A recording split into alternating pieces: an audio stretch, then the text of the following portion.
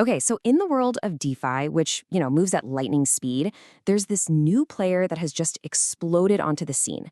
It's grabbing huge market share and pulling in hundreds of millions in revenue. Today, we are breaking down everything you need to know about Hyperliquid and its token Hype to really see what all the fuss is about. Now, to get why Hyperliquid even exists, you first have to understand this core problem that every single crypto trader runs into. It's this constant battle, this tug of war between getting the lightning fast performance you need and actually keeping control of your own money. And this slide lays out that trade-off perfectly. On one side, you've got your centralized exchanges. Think Binance, Coinbase, the big guys. They're super fast, super efficient, but they're also a total black box. You have to hand over your crypto and just trust them not to lose it. Then, on the other side, you have decentralized exchanges, or DEXs. With them, everything's transparent, and you always control your own keys. But man, they have historically been slow, expensive, and just kind of clunky to use. So, for what feels like forever, the million-dollar question in crypto has been this. What if you didn't have to pick one or the other? What if you could somehow get the raw speed of a centralized exchange with the trust and self-custody of a decentralized one? And that, right there, is where Hyperliquid walks onto the stage. Its entire mission is to solve this exact problem. It's no wonder its community started calling it the on-chain Binance. So let's dig into what that actually means. See, at its heart, Hyperliquid isn't just another app. It is its own Layer 1 blockchain. That means it's the fundamental network itself, built from the ground up for one single purpose: insane trading performance. And the key phrase here, the one you really need to pay attention to, is fully on-chain order book. A lot of other DEXs try to cheat by processing trades off-chain to speed things up. Hyperliquid, nope. It does everything on-chain, which means every single trade is transparent and verifiable by anyone in the world. And the performance numbers are, well, they're just staggering. Thanks to their own custom-built system, Hyperliquid hits block times of just 7/100ths of a second. Just to put that in perspective, it takes Ethereum about 12 full seconds to finalize a transaction.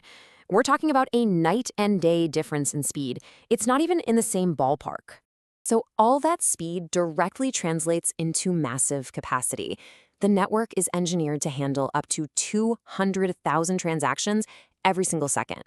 That puts it right up there with traditional financial networks like Visa, and it means the platform can handle absolutely huge trading volumes without even breaking a sweat. And look, this isn't just some theory on a white paper. The platform has found some serious product-market fit. It's already generated over $600 million in revenue since it went live. So this isn't just some promising idea. It's a real, functioning, and highly profitable machine. But all this success brings up the next big question. How does the Hype token fit into all this? So we've established the platform is an absolute beast. But what about its native token, Hype? This is where we get to see the real economic engine that makes the whole ecosystem tick. Hype really has three main jobs.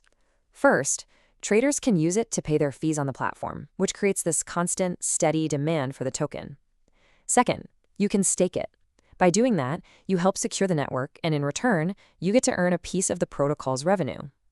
And third, it's a governance token. So if you hold it, you get a real vote on the future direction of the whole project. Now, this is where things get really interesting, because this deflationary mechanic is pretty much unheard of in crypto. 100%, not some of it, all of it, of that massive protocol revenue we just talked about is used to go out on the open market, buy back Hype tokens, and then permanently destroy them. This is constantly squeezing the total supply, making the remaining tokens more scarce.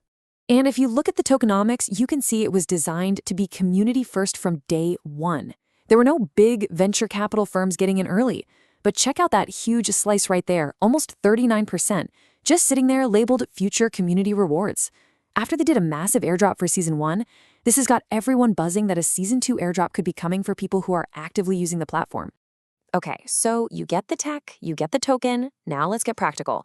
How can you actually get your hands on some Hype? Well, there are basically two main ways to go about it. You've got the easy road, which is going through a centralized exchange. This is definitely the best bet for beginners. You can use your bank account, a credit card, but you will have to do the whole identity verification thing, KYC. The second option is what we'll call the self-sovereign path, and that's buying it directly on Hyperliquid itself. This gives you total control, no KYC needed, but you'll need to have a crypto wallet ready to go. So the process on an exchange like Bybit or Gemini is pretty simple. You sign up, verify your account, deposit some cash or crypto, find the hype trading pair, and boom, you place your order. But, and listen up, this is the most important step. For your own security, you should always move your hype off that exchange and into a personal wallet that only you control. Now, the on-chain path is for those of you who want that full sovereign control. First thing, you'll need a crypto wallet like MetaMask. Then, you'll need to fund that wallet with a stable coin like USDC, and a pro tip is to do this on the Arbitrum network to save a ton on fees. From there, you use Hyperliquid's own bridge to move those funds over to its main network, and once you're there, you can buy hype directly on their native spot market. All right, but no explainer would be complete if we didn't take a good, hard look at both the potential strategies and, just as importantly, the risks. You have to go into any investment with your eyes wide open. So a few common strategies have started to pop up. You've got dollar cost averaging, which just helps smooth out the crazy volatility. You could buy and stake your hype to earn those passive rewards from protocol revenue. You could actively trade on the platform to try and position yourself for that potential Season 2 airdrop. And of course, there's always the smart approach of just treating hype as one piece of a larger, diversified portfolio. But let's be crystal clear. The risks are very real. The protocol, as successful as it is still relatively young, and there are some legitimate concerns about validator decentralization, basically how many different people are actually securing the network. Of course, the entire crypto market is wildly volatile. Regulations around the world for these kinds of platforms are still a huge question mark. And finally, if you choose to keep your hype on a centralized exchange, you're taking on the risk that something could happen to that exchange. So, with all of that laid out, where does Hyperliquid actually fit in the grand scheme of DeFi? How does it really stack up when you put it next to its biggest rivals? Well, the numbers kind of speak for themselves, don't they? Hyperliquid has swooped in and captured about 70% of the on-chain perpetuals market. It's basically pushed aside the old kings like GMX. It's generating more revenue than its main competitor, DYDX, and it's doing all of this while charging lower fees. So it's not just another player in the game. Right now, it is the game. It's the market leader. And this quote just perfectly captures what makes it so different. Think about it. A project that funded itself, didn't take any VC money, is making hundreds of millions of dollars, gives every last cent of that revenue back to its token holders through buybacks, and gave a huge chunk of ownership directly to its users. That is a radically different playbook from almost every other project out there.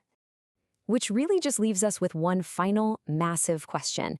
Hyperliquid has somehow managed to fuse the raw, unadulterated performance of a centralized exchange with the community-first, transparent spirit of DeFi. Is this unique formula, this hybrid model, the actual blueprint for the future of all trading? That, my friends, is the billion-dollar question.